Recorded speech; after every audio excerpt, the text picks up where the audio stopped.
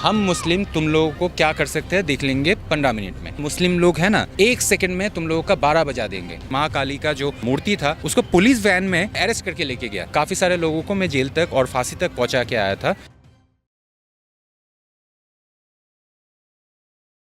पश्चिम बंगाल में क्या इस बार फिर से ममता बनर्जी आने वाली हैं या फिर भारतीय जनता पार्टी की वापसी होगी, जैसे कि बिहार में और उत्तर प्रदेश में उनकी वापसी हुई है? क्या इस बार बंगाल में खेला होगा या फिर नहीं, हम जानेंगे सीधा सत्य साधु जी से, जो पश्चिम बंगाल में रह चुके हैं। उन्होंने अपना जीवन व्यतीत किया है वहाँ से, तो वहाँ का बेहतर समझेंगे कि क्या वहाँ पे इस बार बदलाव होना ज़रूरी है या नहीं। पश्चिम बंगाल में अभी अगर ममता बनर्जी दोबारा वापस आ गई तो पश्चिम बंगाल और बंगालियों का नहीं रहेगा, यहाँ तक कि हिंदुस्तान का पार्ट भी नहीं रहेगा। ये पूरा का पूरा बांग्लादेश के पास चला जाएगा, क्योंकि अभी का जो पॉलिटिक्स में जीतने का जो संभावना है वो असल में बांग्लादेशी मुस्लिमों का वोटों से ही जीतने का कोशिश किया जा रहा है, जो हमारा सबको पता था, सेंट्रल गवर्नमेंट को भी पता था। इसीलिए उन लोगों ने एसआईआर का इम्प्लीमेंट किया था। मैं बोलता हूँ कि एसआईआर में कोई फ़ायदा इसीलिए नहीं हुआ क्योंकि ये जो इन्फिल्ट्रेट हो रहा था, मतलब ये जो बॉर्डर क्रॉस करके इंडिया में आके आधार कार्ड, पैन कार्ड, फिर वोटर आईडी बना लेना, ये आज से नहीं चल रहा है, बहुत सालों से चल रहा था। तो अभी मैं यही बोलता हूँ कि वहाँ का जो पॉलिटिकल जो हालात है, अगर राष्ट्रपति शासन अगर उधर इम्प्लीमेंट नहीं किया जाए तो यहाँ का जितना भी इलेक्शन है वो फेयर नहीं होगा, क्योंकि ममता बनर्जी ने इतने सालों में अपना ही गुंडा बाहिनी बना के रखा है कि कोई भी अगर बीजेपी को वोट देने का कोशिश करे तो उसके ऊपर मेंटल, फिज़िकल, यहाँ तक कि फैमिली के ऊपर भी टॉर्चर किया जाता है। तो तो ये हमने राजनीतिक मुद्दे की क्योंकि हम बात कर रहे हैं, मैं इस मुद्दे पे भी आना चाहूँगा कि एक जब राजनीति की बात आती है तो राजनीति में ही यहाँ के कुछ नेता ऐसे ऐसे बयान देते हैं जो विवाद का हिस्सा हो जाता है। असदुद्दीन ओवैसी के भाई साहब ने बोला था कि 15 मिनट तक अगर पुलिस हटा दिया तो फिर हम बताएंगे कि इस देश में हिंसा होती कैसे है। इस पे क्या कहना चाहेंगे, क्योंकि पश्चिम बंगाल में ओवैसी की भी एंट्री हो चुकी है, उन्हीं हुमायूं कबीर के साथ, जिन हुमायूं कबीर ने बाबरी मस्जिद बनाने का निर्माण कार्य शुरू किया है। पश्चिम बंगाल में ओवैसी का एंट्री और ओवैसी के भाई साहब के द्वारा ऐसे बयान, ये लिंक भी अब पश्चिम बंगाल में आ रहा है। क्या कहना है इस पर? अच्छा, उसमें जो बोला जा रहा था कि 15 मिनट के लिए पुलिस हटा दो फिर हम दिखाते हैं, ये हम किसको मीन किया जा रहा है? मुस्लिमों को, कि हम मुस्लिम तुम लोगों को क्या कर सकते हैं देख लेंगे 15 मिनट में। ऐसा ही एक स्टेटमेंट अभी ममता बनर्जी ने भी दिया है कि हम अगर कहीं भी ना रहें, हम अगर कभी ना रहें तो एक कम्युनिटी है ना, इनडायरेक्टली एक कम्युनिटी मतलब मुस्लिम लोग हैं ना, वो 1 सेकंड में तुम लोगों का 12 बजा देंगे। वो बंगला में ऐसा बोला है कि अगर बंगला में बोल देता हूँ तो कि हमारा पश्चिम बंगाल का भी कोई ऑडियंस हो तो उसको भी समझ में आए कि ममता बनर्जी ने ऐसा बोला था कि যদি কখনো আমরা না থাকি না, একটা কমিউনিটি আছে যারা 1 সেকেন্ডে 12টা বাজিয়ে दिए। ये असल में थ्रेट दिया गया था हिंदुओं को कि अगर वोट देना है तो हमें ही वोट देना है, क्योंकि हम अगर इधर से चले गए तो यहाँ पर सिविल वॉर शुरू हो जाएगा। ऑफ कोर्स मैं ये जानता हूँ कि अगर इस बार हम ममता बनर्जी को नहीं हरा पाए, आने वाले कुछ दिनों में ग्रेट कैलकाटा किलिंग 2.0 होने वाला है पश्चिम बंगाल में, क्योंकि यहाँ का मैक्सिमम फंडिंग आ रहा है उसी कंट्री से जहाँ पर दीपू चंद्र दास को के मार दिया गया था, जहाँ पर 2013 से लेके 2018 तक ब्लॉगर हत्या हुआ है, मतलब जितना भी एक्स मुस्लिम्स थे बांग्लादेश में उन लोगों का हत्या हुआ है, और उन्हीं लोगों का ही जितना भी एजेंट्स हैं वो पश्चिम बंगाल में आए हुए हैं, और उन्हीं का ही एजेंट से अगर हम लोग वोट में जितवाएंगे हमारा ही ममता बेगम को, तो आने वाले दिनों में पॉलिटिकल जो जियोग्राफी है वो किसके पक्ष में जाएगा? अभी आपने नाम लिया ममता बनर्जी से ममता बेगम, इसकी वजह क्या है? ममता बेगम नाम तो ममता बनर्जी है, दीदी भी कहते हैं, आपके तरफ से आया ममता बेगम, इसकी क्या वजह है? देखिए, जो इंसान नमाज़ पढ़ता है उसको हम मुस्लिम कहते हैं, जो इंसान मूर्ति पूजा करता है तो उसको हम हिंदू बोलते हैं। तो जो इंसान हिजाब सर पे ओढ़ के हाथ ऊंचा करके जब मुनाजात करता है, ये तो कोई ब्राह्मण नहीं करता। उनका नाम के आगे लिखा हुआ है बैनर्जी, हाँ, मतलब भट्टाचार्य ब्राह्मण है, लेकिन कोई ब्राह्मण को तो मैं आज तक नहीं देखा कि हाथ ऊंचा करके मुनाजात के अटायर में वो प्रार्थना कर रहा है। उनका एक्टिविटी, उनका इतने दिनों का जो तुष्टीकरण जो है वो हमेशा ऐसा ही बोला गया है कि ला इलाहा इल्लल्लाहु मोहम्मद रसूलुल्लाह, या फिर क्या बोलते हैं बिस्मिल्लाहिर रहमानिर रहीम। ममता बनर्जी क्या है, हिंदू हैं, मुस्लिम हैं, क्या है?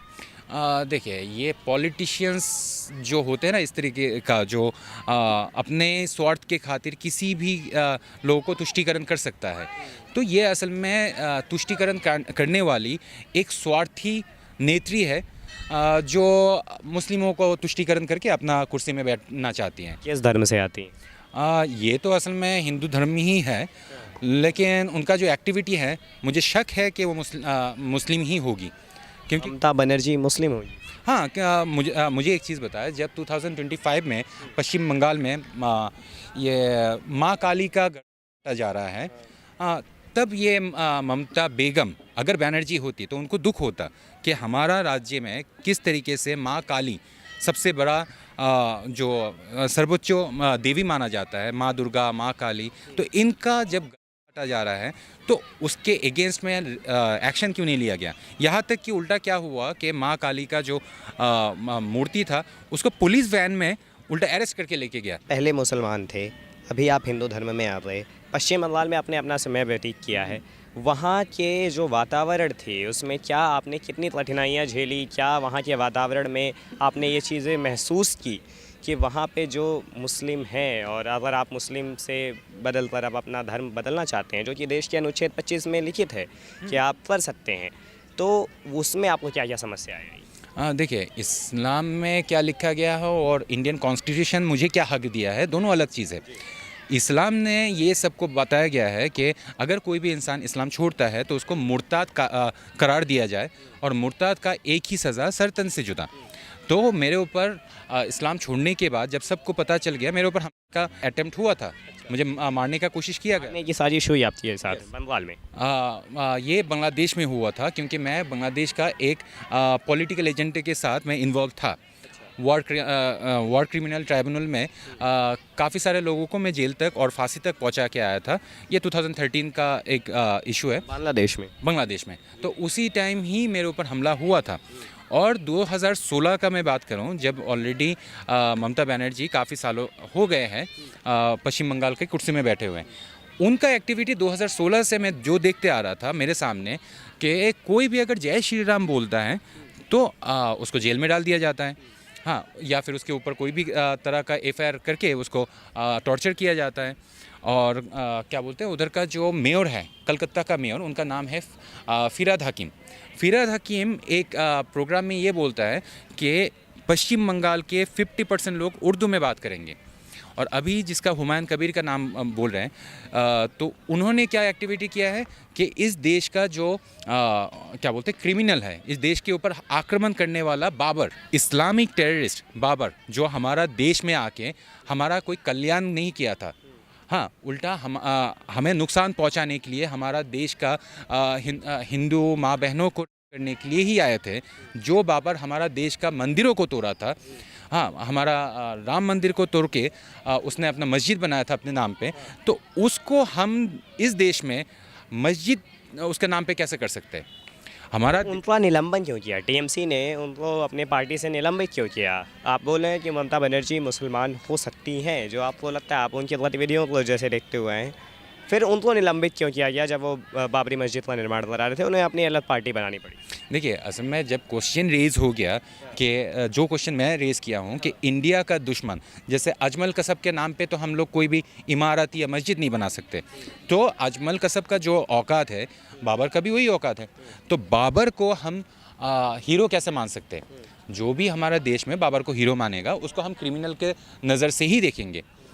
अब क्या है कि इस क्रिमिनल को अगर कोई भी पॉलिटिकल पार्टी शेल्टर दे रहा है, तो उस पॉलिटिकल पार्टी के ऊपर उंगली उठेगा। तो इसीलिए वो अपना पॉलिटिकल जो इमेज है उसको क्लियर रखने के लिए, उसको बस दिखावे के लिए उसको अलग किया गया है। नहीं तो मुस्लिम वोट एकत्रित करने के लिए ये ओवैसी को बुला के लाया है। अब तो ओवैसी भी तो पश्चिम बंगाल में आया हुआ। क्या दोबारा पश्चिम बंगाल में अगर इस बार ममता बनर्जी हार जाती हैं तो क्या दोबारा आ पाएंगी? क्या ऐसा फिर होगा कि क्या दोबारा पश्चिम बंगाल में ममता बनर्जी की वापसी हो सकती है? इसकी उम्मीद बची रहेगी, क्योंकि बांग्लादेशी घुसपैठी तो चले जाएंगे। जो आरोप भारतीय जनता पार्टी लगा रही है कि इन्हें घुसपैठियों से डर है, जो बात आप भी कहना चाह रहे हैं कि इन्हें बांग्लादेशी घुसपैठियों से डर है, तो क्या उसके बाद एक बार अगर हार जाते हैं तो दूसरी बार आना मुश्किल ही नहीं, थोड़ा सा असंभव सा हो जाएगा ममता बनर्जी के लिए? यस, एक बार अगर दूसरा कोई पार्टी आ गया और उन्होंने अगर हमारा पश्चिम बंगाल के लिए अच्छा काम किया, तो वही होगा जो हमारा मोदी जी के साथ हो रहा है कि जितने बार भी इलेक्शन हो रहा है बहुमत में जीत रहा है। हमारा योगी आदित्यनाथ जो अच्छा काम किया है यूपी के लिए, हम लोग चाहते हैं कि वो कभी ना जाए। तो क्या फिर से वोट चोरी का वो उड़ाया जाएगा कि वोट चोरी हुआ है अगर पश्चिम बंगाल में ममता बनर्जी हार जाती है? ये तो विक्टिम कार्ड खेलने का ये जो प्रथा है ये बहुत पुराना है। ये सिर्फ इंडिया में नहीं, ये दुनिया में जहीं कहीं पर भी वोट हो, अब वहाँ पर ये एलिगेशन लगाया जाता है कि इसमें वोट चोरी हुआ था। लेकिन पब्लिक का ओपिनियन ले लो, पब्लिक में अभी ममता बनर्जी को कोई पसंद नहीं कर रही है, कोई नहीं चाहते कि वो वापस आए। अच्छा, असदुद्दीन ओवैसी ने भी ये बोला था एक बार कि आपके नरेंद्र मोदी और योगी आदित्यनाथ को एक बार बस चले जाने दो, फिर हम बताएंगे कि कैसे इस देश पे राज हम करेंगे। ऐसे बयान देना, उनके भाई साहब के द्वारा ये बयान आना कि 15 मिनट तक पुलिस हटा दो, फिर हम देखेंगे हम क्या कर सकते हैं, इस तरह का बयान, मैं मानता हूँ इस देश में अभिव्यक्ति की आज़ादी हर इंसान के पास है, लेकिन क्या ऐसे बयान देने के बाद इस देश में ऐसे नेताओं का निलंबन होना चाहिए? क्योंकि आप ऐसे भड़काऊ भाषण जब देते हो, आप तो एसी के छांव में बैठ के आप अपने मज़े करते हो, लेकिन जब देश में दंगे होते हैं तो कितनी जानें चले जाती हैं। क्या ऐसे नेताओं का निलंबन होना चाहिए? इसके लिए भी कुछ अलग से समिति बननी चाहिए कि भड़काऊ भाषण देने पे भी उस पर रोक लगना चाहिए? ये जिस तरीके से दूसरे इस्लामिक कंट्रीज़ में इस्लाम के ख़िलाफ़ अगर कोई भी आवाज़ उठा दिया तो उसके ऊपर ब्लास्फेमी लॉ लगाया जाता है। तो हमारे इंडिया में मैं काफ़ी सालों से देख रहा हूँ कि ये लोग उकसाने वाला भाषाएं बोल रहे हैं, लेकिन in the name of the freedom of expression. लेकिन ये असल में फ्रीडम ऑफ एक्सप्रेशन में हम इसको डाल ही नहीं सकते, इस तरह का बातों को जहाँ पर थ्रेट दिया जा रहा है। ये थ्रेट होता है कि 15 मिनट के लिए पुलिस हटा दो, फिर दिखाता हूँ क्या होता है। हाँ, यहाँ तक कि कैसे हराया, कुछ दिन पहले जब इलेक्शन में उन लोग जीते थे ऐसा ही बोला था। फिर ये ममता बनर्जी भी जो बोल रही है कि एक कम्युनिटी है ना, 1 सेकंड में 12 बजा देगा। फिर मौलाना महमूद मदानी बोल रहा है कि जब जब जुल्म होगा तब तब जिहाद होगा। और कुछ दिन पहले और एक बयान बोला था कि हम तो पूरा भारत लेना चाहते हैं, हमें सिर्फ पाकिस्तान मिला, अगर पूरा भारत मिल जाता तो सिचुएशन कुछ और होता। ये सारे थ्रेट्स है, क्योंकि जब तक एक्शन नहीं लिया जाएगा तब तक ये लोग बंद नहीं होंगे, क्योंकि क्राइम को ख़त्म करने के लिए क्रिमिनल को सज़ा देना बहुत ज़्यादा ज़रूरी है। कश्मीर से हिंदुओं को, कश्मीरी पंडितों को भगवाया गया। पश्चिम बंगाल में भी बहुत सारी ऐसे केसेस आते हैं जहाँ पे हिंदुओं को प्रताड़ित किया जाता है। क्या इस देश में अगर ऐसे ही चलता रहा तो इस देश में जितने भी हिंदू हैं वो बहुसंख्यक से अल्पसंख्यक की ओर बढ़ते चले जाएंगे? कश्मीर में एक भी कश्मीरी पंडित है? नहीं है ना। जिस तरीके से वो कश्मीरी पंडित से खाली हो गया, फिर बांग्लादेश जिसके लिए रविंद्रनाथ टैगोर ने इतना खूबसूरत गाने लिखे थे, जहाँ पर हमारा नोबेल अवार्ड आने में हमारा रविंद्रनाथ टैगोर को बांग्लादेश ही इंस्पायर किया था, वो बांग्लादेश अभी मुस्लिम कंट्री बन चुका है। हाँ, पाकिस्तान का जो ये पेशावर है वहाँ पर जयपाला नाम का राजा हुआ करता था, उन काट के आज वहाँ पर मुस्लिम कंट्री बना दिया गया है। तो ये जो बोलते हैं ना कि गज़वा हिंद हम करेंगे, तो गज़वा हिंद का जो प्रैक्टिस ये बहुत पहले से ही शुरू हुआ है। ईरान भी हमारा था, अफ़गानिस्तान भी हमारा था। तो ऐसा ही करके पश्चिम बंगाल में अगर इलेक्शन में ममता बनर्जी नहीं हारी तो पश्चिम बंगाल में बांग्लादेश का हिस्सा बन जाएगा। तो हम लोग ऐसा ही बोलेंगे कि एक ज़माने में नेताजी सुभाष चंद्र बोस हमारा ही इंडियन हुआ करता था, आज बांग्लादेश का हिस्सा है वो।